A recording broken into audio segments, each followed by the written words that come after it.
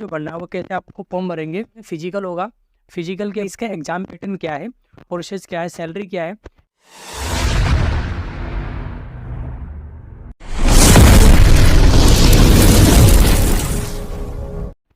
Hello everyone, welcome back to my YouTube channel. Today I will tell you about Delhi home guard. Delhi home guard के बारे में बताऊंगी जो इसका हाल की जो वैकेंसी आई हुई है, जो कि 24 तारीख को अपडेट आया था इसका, जो कि लास्ट जो 13 मार्च का है। तो आज इसके बारे में देखेंगे कि इसका प्रोसेस क्या है, इसकी ज्वाइनिंग प्रोसेस क्या है, सैलरी क्या है। इस चीज़ के बारे में आज मैं आप लोगों को बताऊँगा। और साथ में ही मैं आप लोगों को बताऊँगा कि मतलब आप लोगों को जो फॉर्म जो भरना है वो कैसे आपको फॉर्म भरेंगे। प्लस में कोई छोटी छोटी जो आप लोग की क्वेरीज होती है, इंक्वायरी होती है, उन सबके डाटा मैं दूंगा। बाकी आप लोग कुछ भी सवाल हो तो आप मेरे कमेंट कर सकते हो, ठीक है। तो मैं आप लोगों को सैलरी बताऊंगा। पहले इसकी सैलरी कितनी है, ठीक है। जॉब टाइमिंग क्या है कि कब आपका जॉब होगा, और इसमें कितने साल के लिए है। सबसे बड़ी सवाल ये लोगों में पैदा हो रही है कि कब तक की जॉब है, क्या ये परमानेंट जॉब है या लाइफ टाइम जॉब है जो दिल्ली होम गार्ड का है। तो इसके बारे में बताऊंगा। प्लस मैं एग्जाम पैटर्न बताऊंगा कि आपका इसका एग्जाम पैटर्न क्या है और किस कौन से इसमें एग्जाम होंगे। प्लस में ज्वाइनिंग प्रोसेस क्या होगा। तो लेट्स स्टार्ट। सबसे पहले कि हम फॉर्म कैसे भरेंगे। तो सबसे पहले जो है मैं यहाँ पे ऑप्शन आएगा और मैं ऑनलाइन पे क्लिक कीजिएगा। सबसे पहले यहाँ पे आपका जो एप्लीकेशन नेम है, एप्लीकेशन नेम यानी अपना नाम डालिएगा, सही नाम डालिएगा, कोई गलती मत कीजिएगा। प्लस में आपका वैलिड ईमेल आईडी, जी ईमेल आईडी वही डालिएगा जो आपके फ़ोन में अपडेट हो, यानी कोई भी अगर अपडेट जो दिल्ली होम गार्ड से आए तो आपके पास तुरंत आ जाए। प्लस में जो आपका फादर्स नेम वही डालिएगा जो आपके 10th के मार्कशीट पे लिखा है, ठीक है। एकदम सही डालिएगा, गलती नहीं होनी चाहिए। कैटेगरी डालिएगा, जैसे ओबीसी हो, एससी हो या एसटी हो, तो उसके बारे में आपको पूरा डाटा यहाँ पे देना पड़ेगा। प्लस में जेंडर, आपका जेंडर क्या है, मेल हो, फीमेल हो, ट्रांसजेंडर हो, जो भी हो, तो थर्ड जेंडर हो तो अपनी कैटेगरी डाल देना इसमें। प्लस में ओबीसी एससी जो आपकी कास्ट होगी, जनरल ओबीसी एसटी, उसके बारे में लिख दीजिएगा। और यहाँ पे हाइट का भी ऑप्शन है। देखो अगर हाइट किसी को नहीं पता कि उसकी हाइट कितनी है, तो वो अपने आसपास के जो मोहल्ला क्लिनिक होता है या किसी हॉस्पिटल होता है, आप नॉर्मली जाके जांच करवा लीजिएगा कि आपकी हाइट कितनी है। और यहाँ पे सेंटीमीटर में लिखना, फुट में मत लिखना, सेंटीमीटर में लिखना, ठीक है। प्लस में अपना मोबाइल नंबर डालना, मोबाइल नंबर वही डालना जो आप पे अपडेट हो, यानी फ़ोन या कॉल उस पर आ सके। प्लस में उसके नीचे लिखना कि मोबाइल नंबर जो आपने दिए हो ये आपका है या आपके फादर का है। प्लस में यहाँ पे आधार नंबर डालना।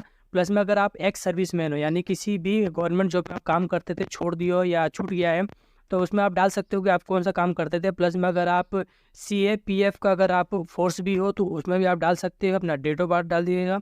कम्युनिकेशन डिटेल में आपका एड्रेस आएगा, इसमें प्रॉपर अपना फुल एड्रेस डालिएगा, कोई भी चीज़ छूटना नहीं चाहिए इसमें। एक चीज़ ध्यान रखें, अगर परमानेंट एड्रेस जब मान लो कि कई बार क्या होता है कि जब आपको डॉक्यूमेंट्स में अलग मतलब एड्रेस होता है और रहते आप लोग अलग हो, तो पहले तो जो है शुरू में जो लिखा हुआ है कम्युनिकेशन डिटेल में सबसे पहले अपना आधार कार्ड का एड्रेस डालिएगा। और परमानेंट एड्रेस में वही डालिएगा जहाँ पे आप लोग रहते हो, क्योंकि मान लो अगर ज्वाइनिंग प्रोसेस होती है या ज्वाइनिंग लेटर जब आपके पास आता है तो आपकी कम्युनिकेशन जो है परमानेंट एड्रेस पे ही आएगा, ये तो उधर नहीं जाएगा। प्लस में नीचे लिखा है प्रूफ ऑफ रजिस्ट्रेशन टाइप, यानी कि जहाँ पे आप जहाँ रहते हो, वहाँ दिल्ली में रह रहे हो, तो दिल्ली में रहने का जो भी आपके पास प्रमाण पत्र हो, जैसे कि आपके पास पासपोर्ट है, इलेक्शन कमीशन जो वोटर ID कार्ड होता है, या राशन कार्ड, ड्राइविंग लाइसेंस, तो ये सब आप फिल कर सकते हो। सब पे क्लिक करके उसका जो अपना नंबर डाल दीजिएगा, ठीक है। उसके नीचे नंबर आ जाएगा कि मान लो अपने पासपोर्ट है तो पासपोर्ट नंबर डाल दो, वोटर ID कार्ड नंबर डाल दो, ठीक है। तो ये सब चीज़ों को एकदम ध्यान से पढ़ना, कोई चीज़ गलती नहीं होनी चाहिए। प्लस में आते हैं तो यहाँ पे जो है एजुकेशनल क्वालिफिकेशन डिटेल है, जिसके अंदर आपको सबसे पहले 10वीं का पूछा है। 10वीं में जैसे आपका सब्जेक्ट क्या क्या था, तो सारे सब्जेक्ट डाल देना, जैसे कि हिंदी, इंग्लिश, मैथ था, सोशल साइंस था, ठीक है।